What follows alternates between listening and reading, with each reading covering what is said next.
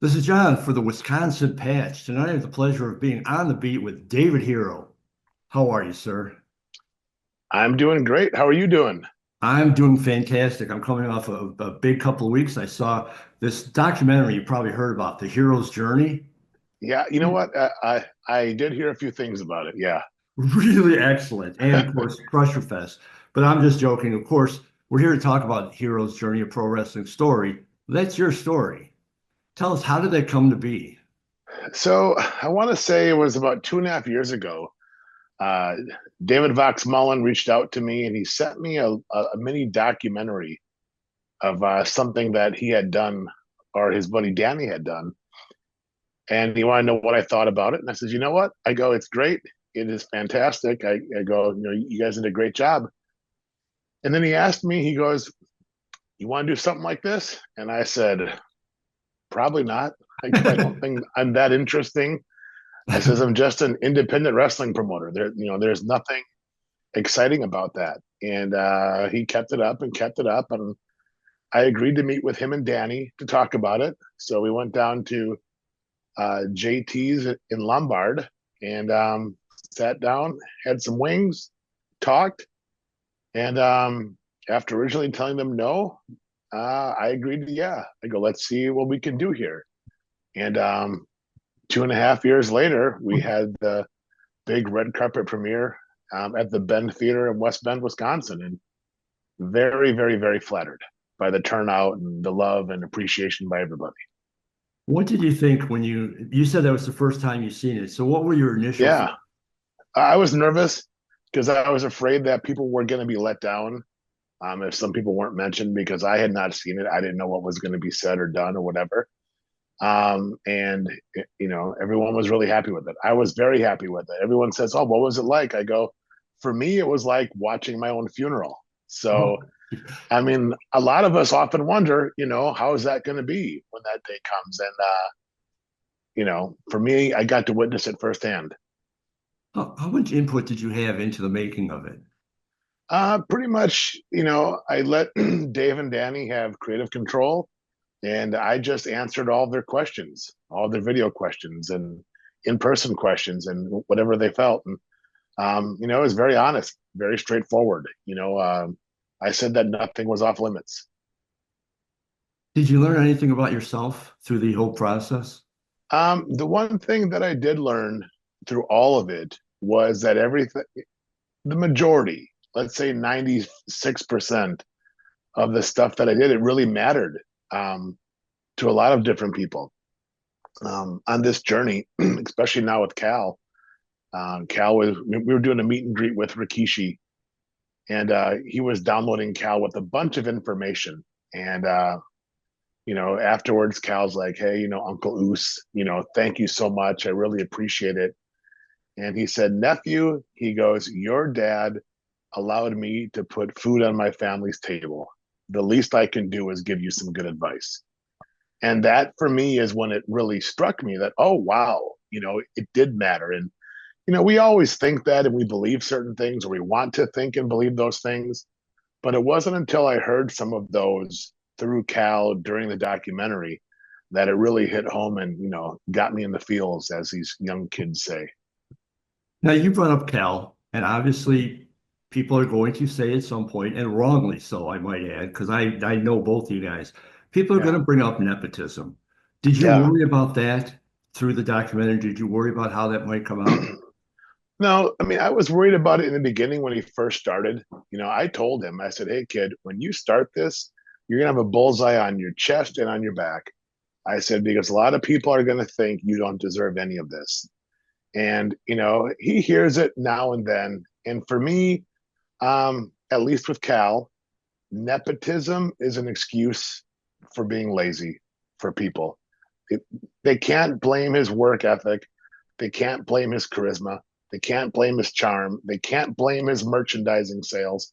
All they can do is say, "Oh, it's because of his dad," or it's because of his dad is friends with Al Snow or Road Dogg or Billy Gunn or Kevin Nash. I mean, the list is endless. But I dare you, work harder. Put in the work. It's not my fault that I have some really cool friends And the thing is, my really cool friends, if Cal wasn't good, they'd say, "Hey, Dave, Cal needs to go do something else." And so I mean, he's heard it. He deals with it. He doesn't care anymore. He just knows he has to work harder, and that's what I admire the most about him is he is not afraid to put in the work. I couldn't agree more with everything you said. I've known you for probably 15 years. I've seen Kell way back when he was, knee high at Blizzard Brawl. I know what this all meant to him. I know how hard he's worked, and I've seen it. And, Yeah, I'll say from my viewpoint, anybody that thinks it's nepotism is just crazy. Kell is the hardest working guy, and everything he said, charisma, talent, uh, enthusiasm, it's all there. It all comes from you. So, let's yeah, just sit there. and Let's just sit and and watch and enjoy his ride up.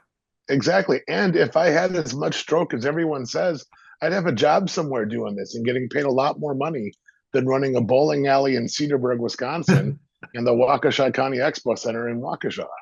But see, that's how tricky you are. See, you just that's you lay low like that. Yeah, that's exactly what it is. Yes. All part of the plan, my friend.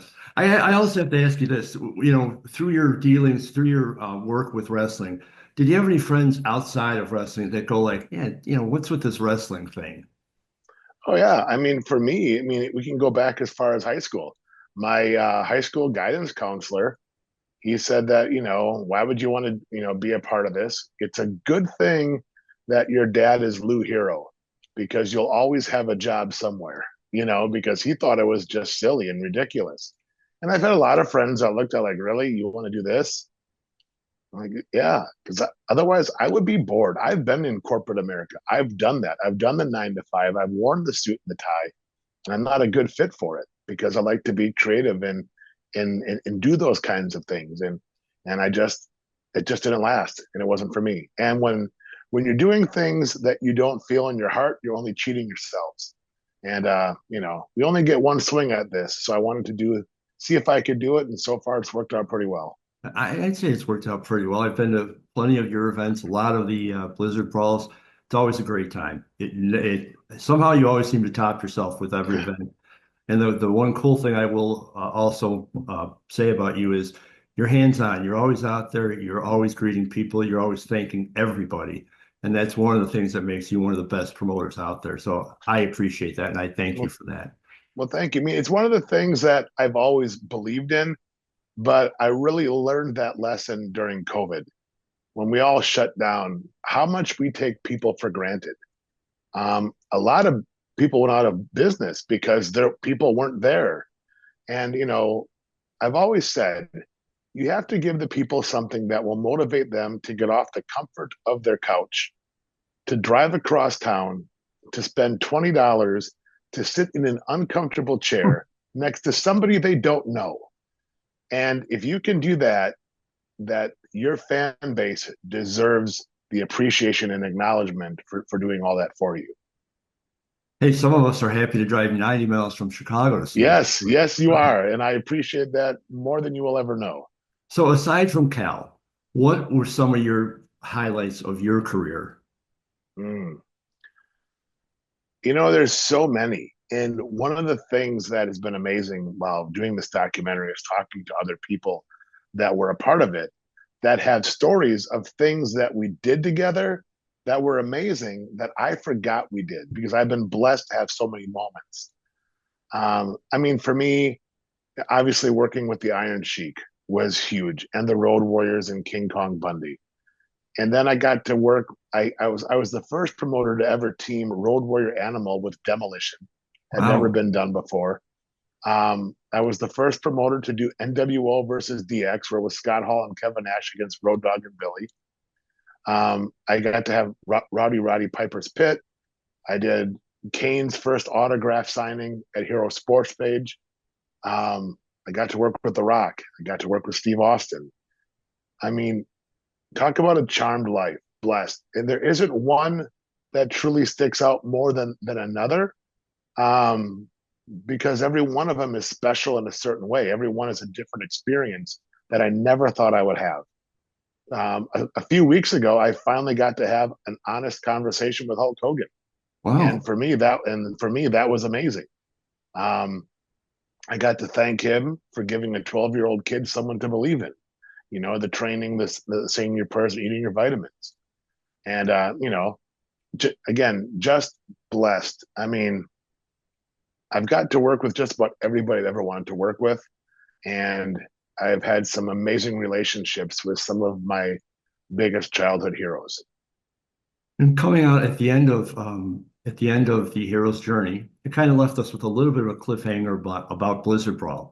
Yes. So just to be clear, there is going to be one this year, 2025. Yeah. 2025 is for sure on the books. The contract is signed, but I don't have anything on the books after that. So Go ahead.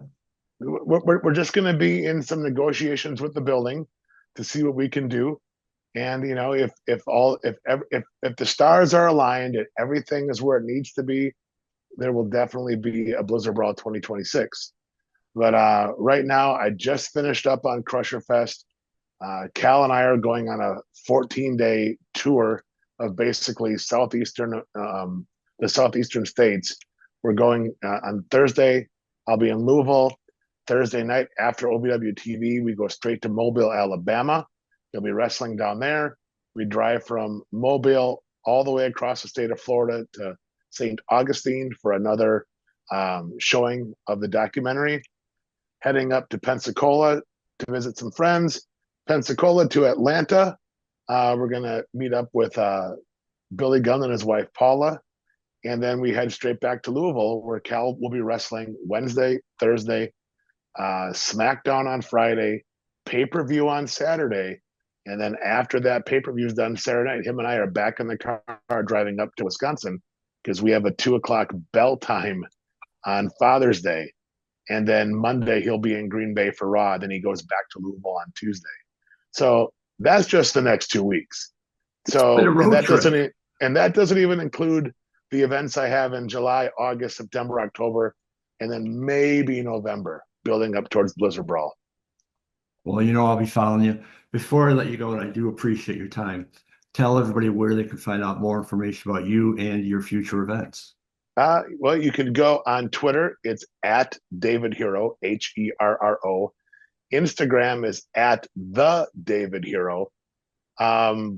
Everything Great Lakes Championship Wrestling is blizzardbrawl.com. And I'm on Facebook, David Herro on Facebook. So it's pretty simple. It's an easy way to find me. Either it's just my name, but on Instagram, there's a the, because I think my cousin David Herro took Instagram before I got a chance to get it. Well, you are the David Herro anyway. I am yes, exactly. So that works out great. David, listen, really, I really appreciate your time. I really, I do want to take this time just to tell everybody, I thoroughly enjoyed the hero's journey. I thought it was fantastic. You. I thought it hit on every note.